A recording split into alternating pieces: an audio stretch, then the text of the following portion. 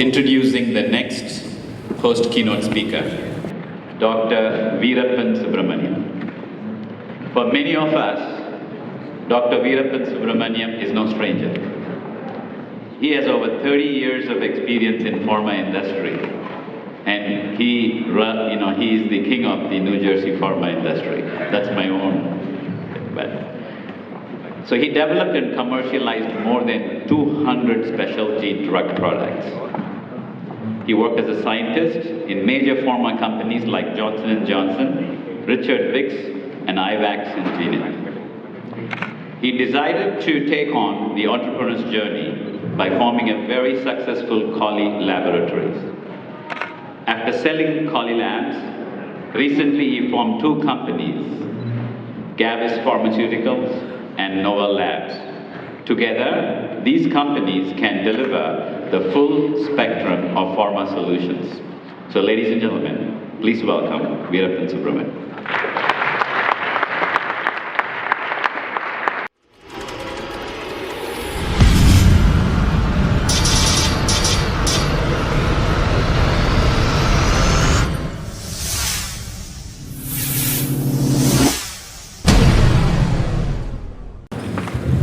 Thank you, Veerappan. I think it's a tough act to follow Mr. Adil Sami, who has been a very eloquent speaker, also very accomplished, self-made man. And it's an honor to follow him. Just like him, I arrived here last night from India, very much jet lagged. If I sleep in the middle of a speech, please forgive me. If I snore, don't ignore my snoring. Unlike Mr. Arvind Sami, I have a little different story to tell you. I think looking at the crowd today, a lot of you are much younger, and I'm going to talk about a different time in the history of this country when some of you here have come to the country in the 60s and 70s, and the time was very different. I was 24 when I arrived here as a dude, Kata. And I had an education, bachelor's and master's from India, master's from BITS Pilani. I was a school topper. Come from a very, very humble background. My parents, my father was a farmer, farming 3.5 acres of very unproductive land, most of his life trying to feed a family. My mother was a very charismatic lady, was somewhat of a small entrepreneur by buying green chilies in wholesale and retailing in shanties around our little village called Sandamangalam in the Namakkal district. The way we came about, I was his fifth person in my family of 7 siblings, and 4 boys and 3 girls. The way we all came about is each one helped the other. And each one tried to educate the next person. Unlike another industrialist trying to keep his son, shield his son from the wealth, we had a very different upbringing. I had a brother who used to take me to movies once every 3 months, used to save like a kalna. Kalna those days is a big thing, and 6 kalnas made like 1.5 annas. That you could go to, 2 of you could go to movie. In the 60s. Very tough time, but yet we enjoyed all together. My parents fed us really well. My father was a visionary in his own way. Came from a small village hamlet called Marurpatti, came to Sandamangalam town, which is about 10,000 people, to educate the children. They gave us education. We also gave education to each other, our siblings and siblings. We grew up this way together. This morning I just woke up at 5 o'clock, was just looking around, came bumming around the front area trying to get a cup of coffee. And I asked the security guard, can I get a coffee over here? He told me, sir, it's too early for us. And I venture outside. He looked at me, started laughing. I said, you must be kidding. So I just went back to sleep. And 5:30 I just woke up again. My wife says, where are you going? She was always very protective. So I came down again. I said, hey, I'm going to go out. The guy was laughing at me all the way. So I got out, walked up the street, went to State Street.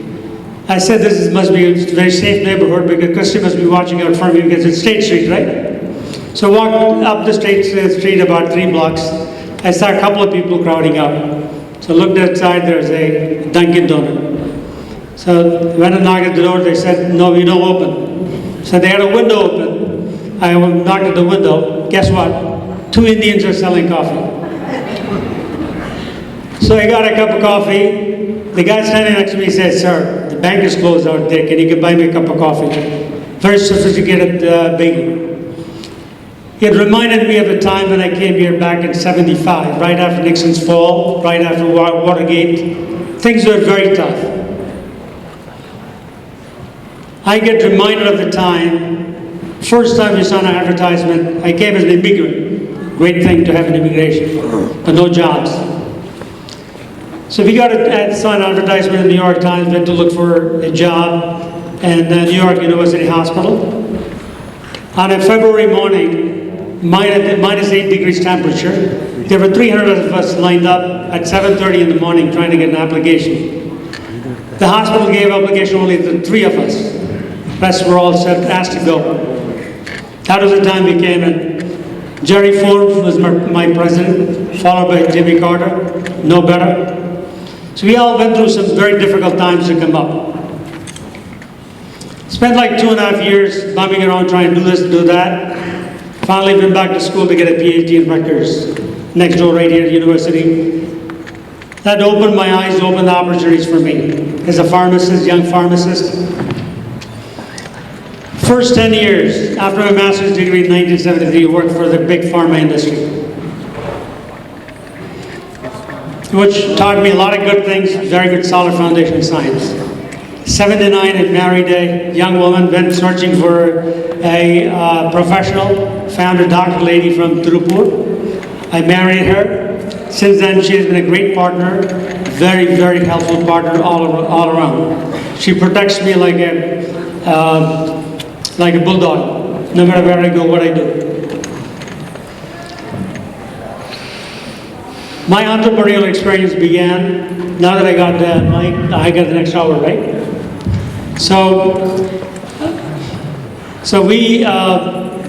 My entrepreneurial experience, we both started as a professional, me and my wife, she's a physician, and I is working for a pharmaceutical company. We started working, I bought a couple of houses. Quickly in a succession, I bought like 3 houses, back to back, 83 to 89. First 2 houses, I sold them for a tidy profit of about $400,000. I know much of you must have a background like me, professionals, very well educated, very smart, but yet you got to make a start, you got to make a living.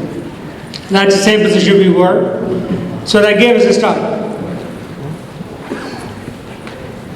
In my career, as a second part of my career, I started working for generic pharmaceutical industry, which is a much more amenable industry for entrepreneurship.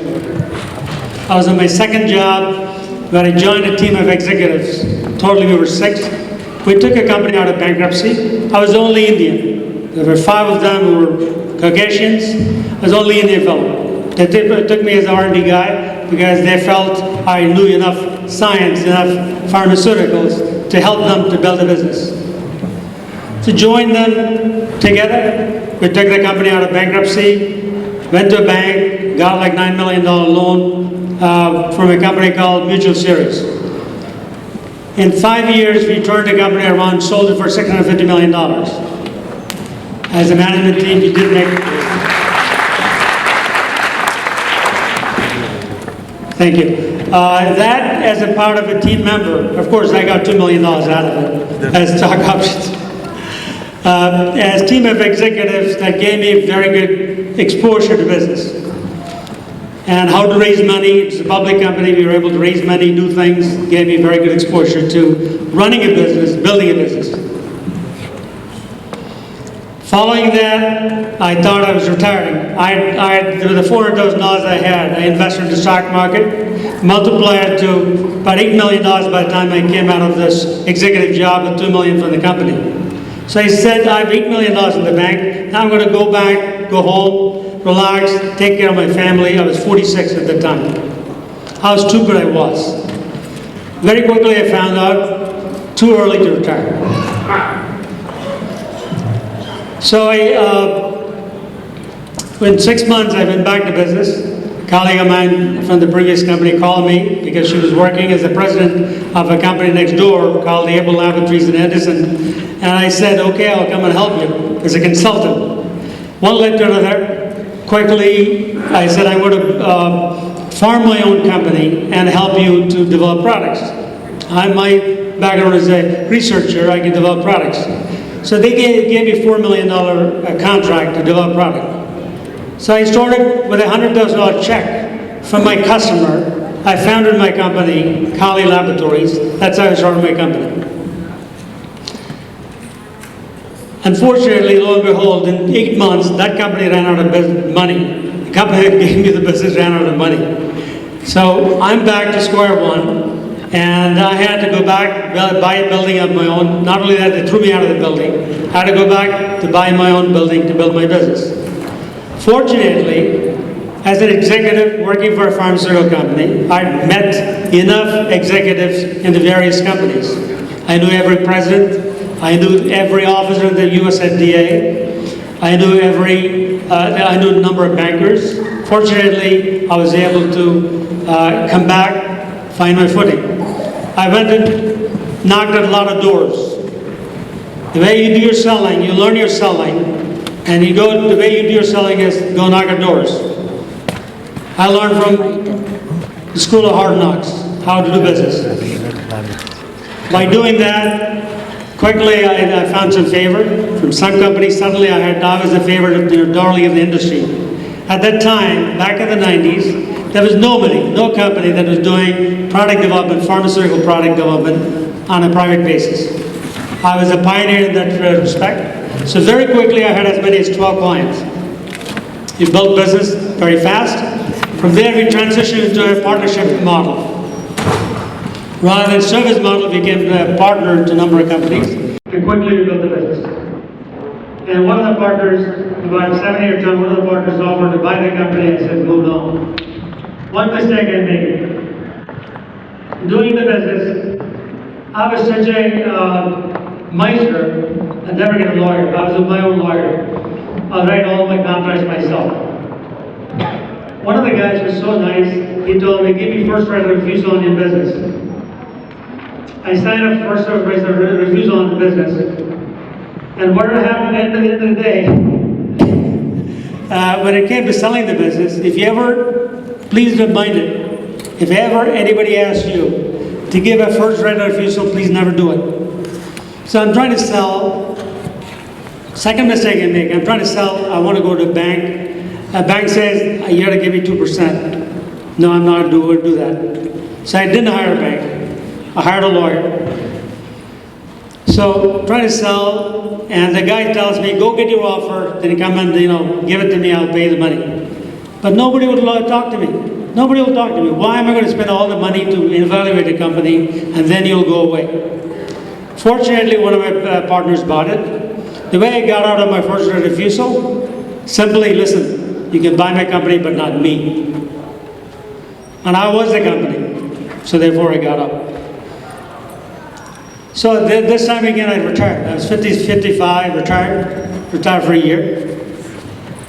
I said I'm going to take on my family. I made enough money, and I said I'm going to retire. So spent a year around trying to place the monies that I made. Again, I found it very boring, so got back into business. A friend of mine kind of roped me into making a partnership with the running company with a promise that he would raise like $25 million and give me $25 million to run the business. Guess what? I raised the $25 million. I helped him raise the $25 million. He kept all the money, gave me a couple of $1 million. Very quickly, he ran out of the money, and I had to go back, spend my own money. I think where rubber meets the road is when you have to spend money. I was spending $1 million a year, a month, for straight 25 months to build a company. Fortunately, end of it all, it became profitable. I built novel laboratories and Gavis Pharmaceutical. This time I changed the business model. I went to full scale, a completely independent pharmaceutical company that not only develops, manufactures, and also markets products throughout the country. I made some mistakes here as well. I had staffing, some unfortunate incidents happened. I had to change the staffing in the middle of the business, the middle course of the business. Guess what? When I changed the executives, the business took off like a shot. In a course of 5 years, we developed nearly 120 products and commercialized them. A number of companies wanted to give me money. A number of banks wanted to give me money. When you don't need money, people want to give you money. When I went begging for money, nobody wants to give you money. Just remember. We raised finally we got a very solid business. Recently, one of the companies from India by the name Lupin Laboratories bought my company, Novel in Gavis. I closed it in March. Indeed, they left one of the companies behind with me still, so I'm into 4th round right now with a company called Somerset Therapeutics. This company is still located in India, that's where I ran. Sunday came back yesterday. We manufacture injectables, ophthalmics. We hope to make some good turn in that company as well. One thing I want to tell you, just take in a couple of minutes remaining, I want to tell you something that might hopefully help you folks. I came from a background like many of you, a small village, a family with not much means, but good heart. I was barefooted until I was 60 years old. I used to wear common and loincloth until I was 15, 16. The only thing I had was good health, hard work, and quick study. If I see something, I'll pick it up right away. I know all of you, most of you have all those qualities. And it's very important never to step back when challenge faces you. Also, it's very important to run the business very conservatively, unless you have backstops, unless you have rich uncle, rich father, rich somebody who you can rely on. If you're going to be alone like me, when I came here, those days, there were not even many Indians. We were all one here, one there. So unless you have a backing, you better be very conservative. Never lose it. You may not have to make it big time, big deal, but never, always be conservative. Always be defensive. Best defense, the good defense is the best offense. And most importantly, people might tell you can have a lot of fun running a business. Unfortunately, I'm a very much of a workaholic. My day begins at 5:30 in the morning, go until 8 o'clock at night, 6 days a week. Unless you're a superhero, you understand that, somebody like Mr. Arvind Sami, you're able to balance your life. It's not easy. It takes a lot of hard work and a smart work.